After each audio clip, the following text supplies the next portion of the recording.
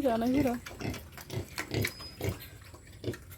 hello लोगोफोर नमस्ते खुलुमबाय आंनि गुबुन मोनसे भिडिअ फिन नोंथांमोनखौ गोसो गोथारै बरायफिनलायबाय बेनिफ्राय दिनै सिम्पल ब्लग लाना फैदों आरो लोगोफोर ब्लगबो लाबोनो हायाखै नालाय लं भिडिअबो देखायनो हायाखै आङो दानिया खान्थाल जानायदो खान्थाल लेमनायदो इनिफ्राय आंनि फेमिलि मेम्बारफोरखौ देखायगोन नोंथांमोना नायलांबाय थाबानो जाबाय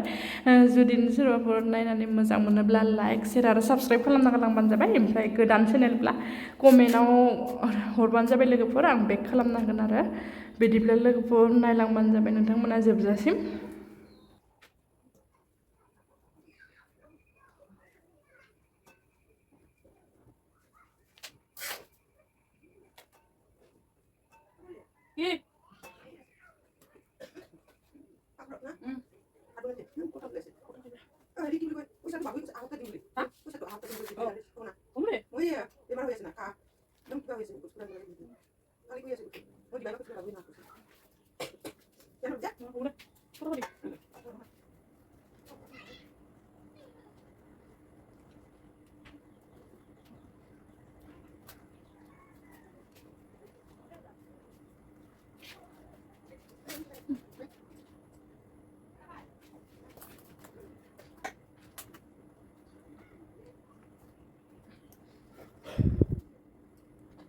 बहुत गोबाव जाबायमोन अमाया दा नायदो मारै गाख्रबो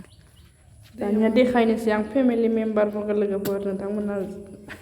नायबानो जाबाय नै आगान मोनबानो गाबखायो आरो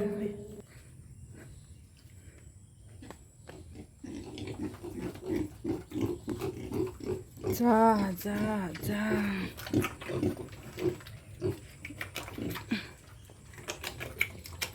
जाबाबो अखाया अमाबा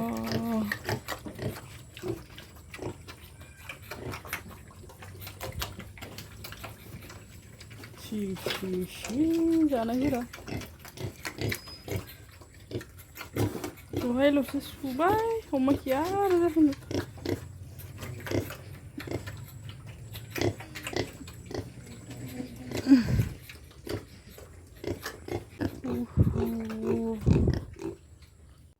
बिदिब्ला लोगोफोर दिनैनि थाखाय दोनथ'लायनोसै ओमफ्राय आं सेस्था खालामगोन आरो सानफ्रोमबो ब्लग होनो हाथ'आ जादों माने टाइमनि इसे ओमफ्राय नै हाखरा दसे रानथ'लायबाय साननै सानथाम अखा हाथ'वाखै नालाय बेनिनो नङाबा भर्ति जाजोबदोंमोन हाखरा बे साननैया बाहाय सान्दुं दुंनायनि रानलायबाय आरो थास'आ जि जाना दङ दैयावसो बिदिब्ला लोगोफोर दिनैनि थाखाय दोनथ'लायनोसै थेंक इउ बाय बाय